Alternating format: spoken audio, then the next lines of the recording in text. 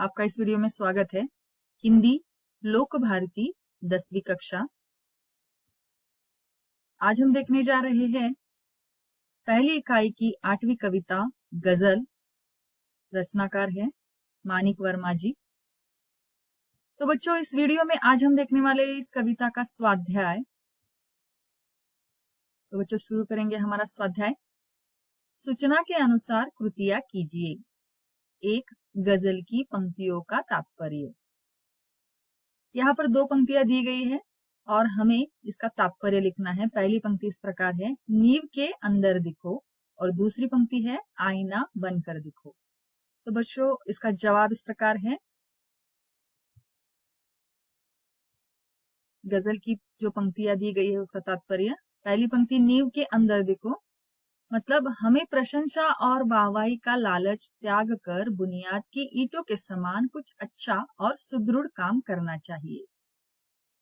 और दूसरी पंक्ति से मिलने वाला तात्पर्य, आईना बनकर दिखो, मतलब गजलकार हमें बताना चाह रहे हैं हमें ऐसा इंसान बनना चाहिए जो कितनी भी परिस्थिति प्रतिकूल क्यों न हो, विचलित ना हो, बिना टूटे बिना बिखरे हर परिस्थिति का डटकर सामना करते हुए अपने लक्ष्य को प्राप्त करे। अब बढ़ेंगे हमारी दूसरी कृति की तरफ। दूसरी कृति इस प्रकार है, 2 कृति पूर्ण कीजिए। तो यहाँ पर हमें मनुष्य से अपेक्षा जो की गई है वो 2 अपेक्षाएं यहाँ पर लिखनी है। 2 चौखट दिए गए हैं और उसमें ये अपेक्षा हमें लिखनी है। तो इसका जवाब इस प्रकार है, मनुष्य से अपेक्षाएं, 1 मानवीय गुणों को अपनाना, और दूसरी अपेक्षा निराश और हताश लोगों के मन में आशा की किरण जगाना। अब तीसरी कृति, जिनके उत्तर निम्न हो ऐसे प्रश्न तैयार कीजिए।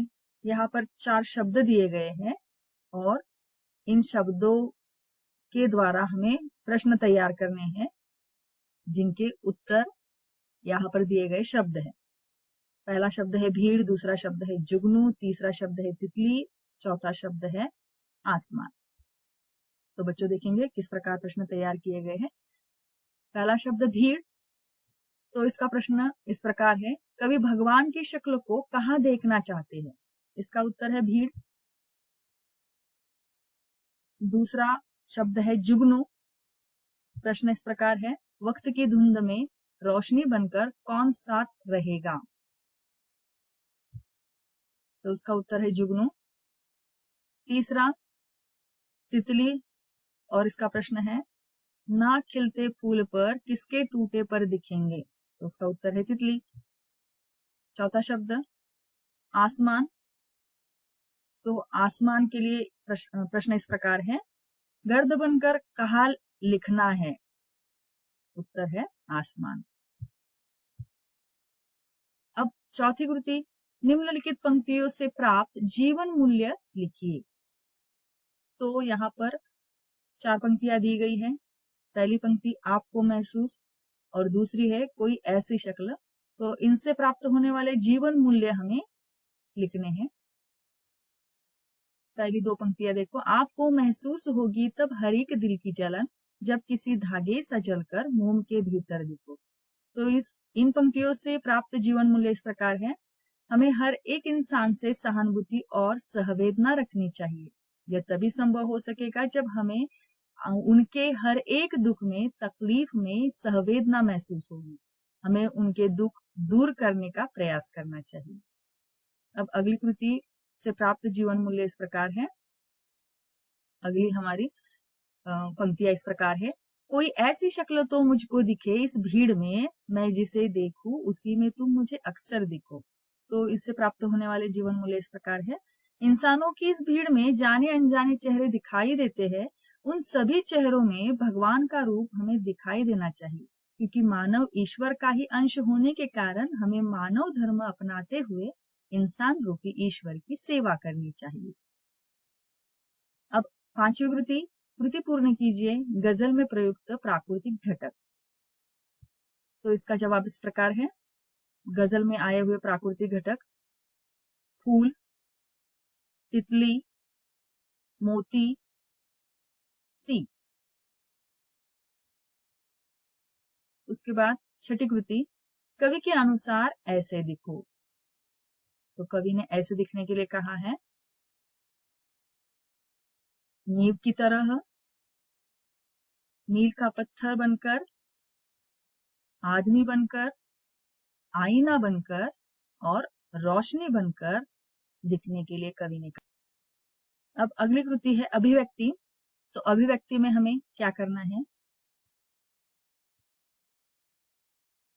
तो प्रस्तुत गजल में अपनी किन्हीं 4 पंक्तियों को लेना है, पसंदीदा पंक्तियों को, और उससे केंद्रीय भाव स्पष्ट करना। तो मुझे इस गजल की पहली 2 पंक्तियां और अंतिम 2 पंक्तियां बहुत पसंद आई। तो पहली 2 पंक्तियां इसलिए पसंद आई क्योंकि इससे यह केंद्रीय भाव स्पष्ट होता है कि हमें चमचमाते शिखर की तरह सिर्फ प्रशंसा पाने के लिए नहीं बनना चाहिए, बल्कि उन शिखरों को मजबूती देने वाले और गुमनामी के अंधेरे में रहने वाले नींव की ईंटों के समान होना चाहिए। इसलिए मुझे ये पंक्तियां बहुत अच्छी लगती है। उसके बाद अंतिम पंक्तियां भी मुझे बहुत अच्छी लगती है। अंतिम पंक्तियों द्वारा यह केंद्रीय भाव स्पष्ट होता है कि भीड़ भरे इस इंसानों के महासागर में परिचित अपरिचित ढेर सारे चेहरे हमें दिखाई देते हैं। उन सारे चेहरों में हमें भगवान को देखना चाहिए। तो इंसान को भगवान समान मानकर उसकी सेवा भी करनी चाहिए, और यही सच्चा मानव धर्म है। इसलिए मुझे यह 2 पंक्तियां, अंतिम 2 पंक्तियां भी बहुत अच्छी लगती है। उसके बाद उपयोजित लेखन। तो उपयोजित लेखन में हमें क्या दिया गया है? यदि मेरा घर अंतरिक्ष में होता, इस विषय पर हमें 80 से 100 शब्दों में निबंध लेखन करना है।